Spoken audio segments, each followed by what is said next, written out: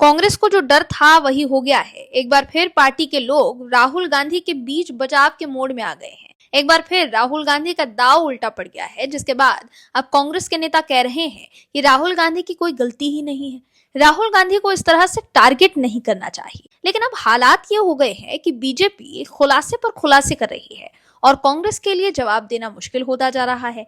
वहीं राहुल गांधी ऐसे फंसे हैं कि बचने के लिए कोर्ट से गुहार लगा रहे हैं। पीएम मोदी ने उस कानून को लेकर बड़ा फैसला लिया है जिससे विपक्ष को जबरदस्त मिर्ची लगी है।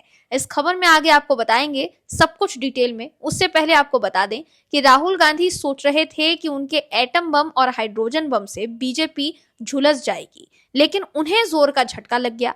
कांग्रेस पार्टी के सांसद राहुल गांधी की वोट चोरी की बातें उनकी पार्टी के लिए शर्मिंदगी का सबब बन गई। वहीं चुनाव आयोग ने बड़ा फैसला लिया है। भारत में चुनाव लोकतंत्र का सबसे बड़ा उत्सव है, लेकिन इसके साथ ही ये काफी खर्चीला भी है। हर साल होने वाले उपचुनावों पर भारी मात्रा में पैसा खर्च होता है, जिसे लेकर अब भारत निर्वाचन आयोग ने एक प्लान तैयार किया है। प्लान के तहत उपचुनाव साल में सिर्फ 2 बार आयोजित किए जाएंगे। इससे न सिर्फ समय बल्कि संसाधनों की भी बचत होगी, साथ ही सरकारी खजाने पर पड़ने वाला बोझ भी कम होगा। वहीं अब बता दें कि गृह मंत्रालय ने बुधवार को बड़ा फैसला लेते हुए नागरिकता संशोधन अधिनियम के तहत आवेदन करने के लिए भारत में प्रवेश की अंतिम तिथि 31 दिसंबर 2024 तक बढ़ाने की घोषणा की है। यानी अब CAA के तहत 31 दिसंबर 2024 तक भारत में आए उन लोगों को नागरिकता मिल सकती है जो अपने देश में धार्मिक प्रताड़ना झेल रहे थे। पहले ये तारीख दिसंबर 2014 तय की गई थी, जिसे 10 साल बढ़ाकर 31 दिसंबर 2024 तक कर दिया गया है। केंद्र सरकार ने उन लोगों को राहत दी है जो कि धार्मिक प्रताड़ना के कारण 31 दिसंबर 2024 से पहले भारत आए हैं। ऐसे लोग जिनके पास पासपोर्ट या वीजा नहीं या फिर उनकी वैलिडिटी खत्म हो गई है, उन्हें भारत की नागरिकता मिल सकेगी। यह आदेश इमिग्रेशन एंड फॉरेनर्स एक्ट 2025 के तहत जारी किया गया है।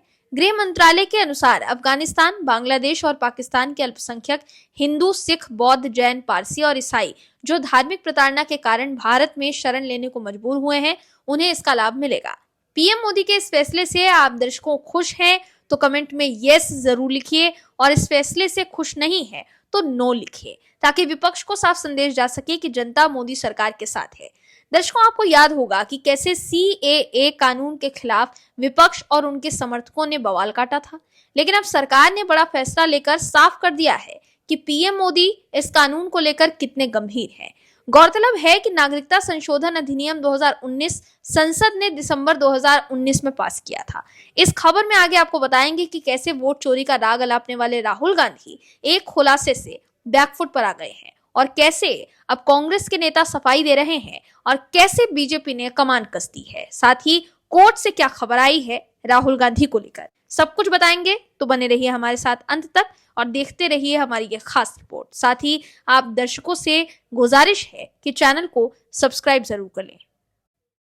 कांग्रेस के लोग राहुल गांधी की सियासी लॉन्चिंग की कोशिश तो खूब कर रहे हैं, लेकिन हर बार उनकी सियासी लॉन्चिंग फेल हो जा रही है। इस बार राहुल गांधी ने कांग्रेस को ऐसा फंसवा दिया है जिसके बाद पार्टी के नेता बचाव की मुद्रा में नजर आ रहे हैं।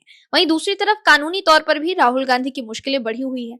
उनके बयानों की वजह से उनके खिलाफ देश के अलग अलग अदालतों में केस चल रहा है। इलाहाबाद उच्च न्यायालय ने बुधवार को राहुल गांधी द्वारा सिख समुदाय की दुर्दशा के संबंध में की गई टिप्पणी पर उनके खिलाफ वाराणसी की एक अदालत के आदेश के खिलाफ दायर याचिका पर अपना फैसला सुरक्षित रख लिया। वाराणसी की एक अतिरिक्त जिला और सत्र अदालत ने 22 जुलाई को एक मजिस्ट्रेट अदालत को गांधी की टिप्पणी के लिए उनके खिलाफ प्राथमिकी दर्ज करने की मांग वाली याचिका पर फिर से सुनवाई करने का निर्देश दिया था। इसके बाद राहुल गांधी ने सत्र न्यायालय के आदेश के खिलाफ उच्च न्यायालय का रुख किया। उच्च न्यायालय के न्यायमूर्ति समीर जैन ने बुधवार को मामले की सुनवाई की और अपना फैसला सुरक्षित रख लिया। सत्र न्यायालय ने नागेश्वर मिश्रा नामक व्यक्ति द्वारा दायर एक पुनरीक्षण याचिका पर सुनवाई करते हुए राहुल गांधी के खिलाफ निर्देश पारित किया था। याचिका में आरोप लगाया गया था कि सिखों को लेकर अमेरिका में दिया गया राहुल गांधी का यह बयान भड़काऊ था और इसका उद्देश्य लोगों को राहुल गांधी के राजनीतिक हितों को आगे बढ़ाने के लिए उकसाना था। दर्शकों, एक तरफ राहुल गांधी मोदी सरकार के खिलाफ जबरदस्ती मुद्दा ढूंढ रहे हैं, जिसकी चपेट में उनकी पार्टी ही आ जा रही है। पवन खेड़ा मामले पर कांग्रेस के लिए जवाब देना मुश्किल हो गया है। वहीं दूसरी तरफ पीएम मोदी देश हित में जो फैसले ले रहे हैं उससे आम लोगों को फायदा हो रहा है। मोदी सरकार ने प्रस्ताव रखा है कि जीएसटी के मौजूदा 4 टैक्स स्लैब को घटाकर 2 स्लैब में किया जाए। अगर सरकार के इस प्रस्ताव की काउंसिल द्वारा मंजूरी मिलती है तो बहुत से चीजों के दाम में भारी कटौती होगी। 15 अगस्त को प्रधानमंत्री नरेंद्र मोदी ने लाल किले से नए जीएसटी रिफॉर्म का ऐलान किया था। उन्होंने कहा था कि इससे आम लोगों को बड़ी राहत मिलेगी। ऐसे में कपड़े, जूते, एसी, टीवी और कार, बाइक समेत तमाम चीजों के रेट घट जाएंगे। वहीं अमेरिका के राष्ट्रपति डोनाल्ड ट्रंप ने 50% टैरिफ भारत पर लाद दिया है। इसका असर निर्यातकों और लोगों की नौकरियों पर पड़ सकता है। इसको देखते हुए भारत सरकार कोरोना काल की तरह योजना बनाकर बढ़ी हुई टैरिफ का मुकाबला करने की तैयारी कर रही है। कोरोना काल में लॉकडाउन के दौरान जिस तरह की योजनाएं लागू की गई थी, उसी तरह की योजनाएं लागू कर लोगों को राहत दी जाएगी। दर्शकों, एक तरफ तो पीएम मोदी देश हित में काम कर रहे हैं, लेकिन दूसरी तरफ राहुल गांधी वोट चोरी का मुद्दा लेकर आए थे मोदी सरकार के खिलाफ दुष्प्रचार करने के लिए। लेकिन अब कांग्रेस के लोग राहुल का बचाव करने में लगे हुए हैं। कांग्रेस प्रवक्ता पवन खेड़ा पर 2 वोटर आईडी कार्ड रखने के मामले पर कांग्रेस फंसी हुई थी। अब उनकी पत्नी कोटा नीलिमा के पास भी 2 वोटर आईडी है, एक तेलंगाना की खैरताबाद सीट से और दूसरी काकानगर नई दिल्ली सीट से। इसको लेकर सियासी बवाल मच गया है। ऐसे में चौतरफा घिरने के बाद कांग्रेस की प्रवक्ता सुप्रिया श्रीनेत ने एक्स पर लिखा है कि बीजेपी के फेक न्यूज के सरगना पवन खेड़ा और उनकी पत्नी के खिलाफ फेक न्यूज फैलाने के चक्कर में असल में हमारी ही बात को बढ़ा रहे हैं। चुनाव आयोग की विफलता का ठीकरा दूसरों के सिर मत फोड़िए। साबित हो रहा है कि चुनाव आयोग के बीएलओ अपने घरों में बैठकर कैसे फर्जीवाड़ा कर रहे हैं। दर्शकों, इसी तरह का आरोप लगाकर राहुल गांधी ने वोट चोरी का आरोप लगाया था। इसी तरह से कई लोग हैं जो कई कई जगहों पर रजिस्टर्ड हैं, वो कई जगह वोट भी करते हैं। अब कांग्रेस इसी तरह के आरोप पर फंसी है, तब कह रहे हैं कि यही मुद्दा तो हम उठा रहे हैं। वहीं बिहार में कांग्रेस नेता राहुल गांधी की वोटर अधिकार यात्रा के दौरान प्रधानमंत्री नरेंद्र मोदी की दिवंगत मां के लिए कथित तौर पर अपशब्द इस्तेमाल किए जाने की निंदा करते हुए केंद्रीय मंत्री ज्योतिरादित्य सिंधिया ने कांग्रेस पर इशारों में निशाना साधा। कहा कि ये दल चरित्रहीन हो चुका है। ऐसे में सिंधिया के इस बयान से कांग्रेस तिलमिला गई है।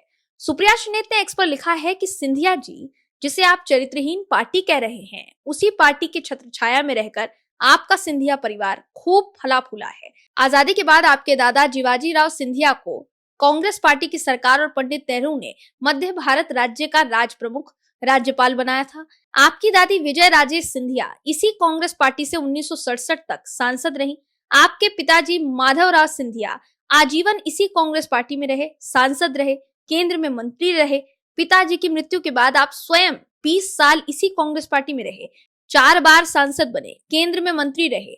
आप और आपका पूरा कुनबा इसी पार्टी में रहकर यहाँ तक पहुंचा है। आप गद्दारी करके अब बीजेपी में शामिल हो गए और अब उन नरेंद्र मोदी का गौरव गान कर रहे हैं जिन्हें आप खुद संसद में खड़े होकर पाकिस्तान में बिरयानी खाने वाला कहते थे। कांग्रेस पार्टी को चरित्रहीन कहने से पहले अपना चरित्र देख लीजिए महाराज। तो देखा आपने कैसे सिंधिया के बयान से कांग्रेस झल्ला गई है। एक बार फिर राहुल गांधी ने कांग्रेस को ही बुरा फंसा दिया है।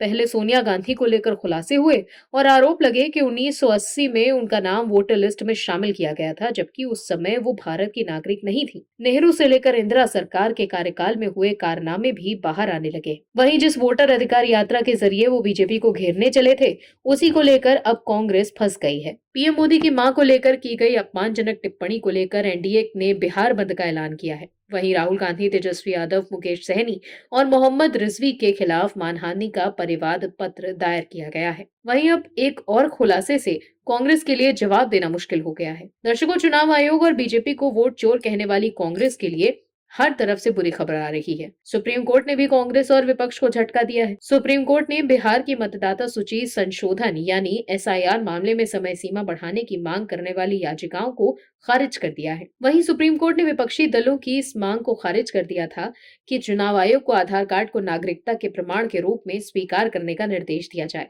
ताकि लोग एसआईआर के बाद तैयार बिहार मतदाता सूची में अपना नाम दर्ज करवा सकें। वहीं कांग्रेस प्रवक्ता पवन खेड़ा पर 2 वोटर आईडी रखने का मामला अभी थमा ही नहीं था कि अब उनकी पत्नी को लेकर भी एक ऐसा ही आरोप सामने आया। पवन खेड़ा को चुनाव आयोग ने नोटिस भी भेजा था। पवन खेड़ा की पत्नी कोटा नीलिमा के पास भी 2 वोटर आईडी हैं, एक तेलंगाना की खैतराबाद सीट से और दूसरी काकानगर नई दिल्ली सीट से। ये आरोप बीजेपी आईटी सेल के प्रमुख अमित मालवीय ने सार्वजनिक किए हैं। उनका कहना है कि कांग्रेस नेता राहुल गांधी दूसरों पर वोट चोरी का आरोप लगाते हैं, लेकिन उनके करीबी सहयोगी खुद इस गड़बड़ी में लिप्त हैं। अमित मालवीय ने इस पर पोस्ट कर इसके सबूत भी पेश किए। मालवीय ने इस पर राहुल गांधी की चुप्पी पर भी सवाल उठाए। बीजेपी नेता अमित मालवीय ने इस पर लिखा है कि राहुल गांधी ने एक प्रेस कॉन्फ्रेंस की और बिना किसी उचित जांच पड़ताल के ईमानदार मतदाताओं को निशाना बनाया और उन्हें बदनाम किया। यहाँ तक कि बिना सहमति के उनकी पहचान उजागर करके उन्हें खतरे में भी डाल दिया। उन्होंने युवा तरक्की की राह पर अग्रसर पेशेवरों और गरीब दिहाड़ी मजदूरों की पहचान उजागर की, जो बेहतर अवसरों की तलाश में शहर बदल चुके थे। फिर भी उन्होंने इस चौंकाने वाले खुलासे पर चुप्पी साधे रखी और उनके एक करीबी सहयोगी के पास 2 एपिक कार्ड मिले हैं। क्या सिर्फ वही एक है? जाहिर है नहीं। एक अन्य कांग्रेस नेता तेलंगाना के खैदराबाद 60 विधानसभा क्षेत्र के उम्मीदवार और पवन खेड़ा की पत्नी कोटा नीलिमा के पास भी 2 सक्रिय ईपीआईसी हैं। एक हैदराबाद में और दूसरा नई दिल्ली में पंजीकृत है। तो देखा आपने कैसे चुनाव आयोग और बीजेपी पर वोट चोरी का आरोप लगाने वाले राहुल गांधी अब खुद बैकफुट पर आ गए हैं। वो खुद अब पवन खेड़ा और उनकी पत्नी को लेकर हुए खुलासे के मामले में ऐसे फंसे कि कुछ बोल ही नहीं पा रहे। सवाल है कि दूसरों का पहचान उजागर कर एटम बम और हाइड्रोजन बम फोड़ने वाले राहुल गांधी अब बीजेपी के खुलासे वाले बम फोड़ने के बाद चुप्पी साध कर क्यों भाग रहे हैं? क्यों वो सामने आकर पवन खेड़ा के मामले को लेकर सफाई नहीं दे रहे? अगर वाकई राहुल गांधी इस मामले को लेकर सीरियस हैं, तो पवन खेड़ा के खिलाफ कार्रवाई क्यों नहीं करते?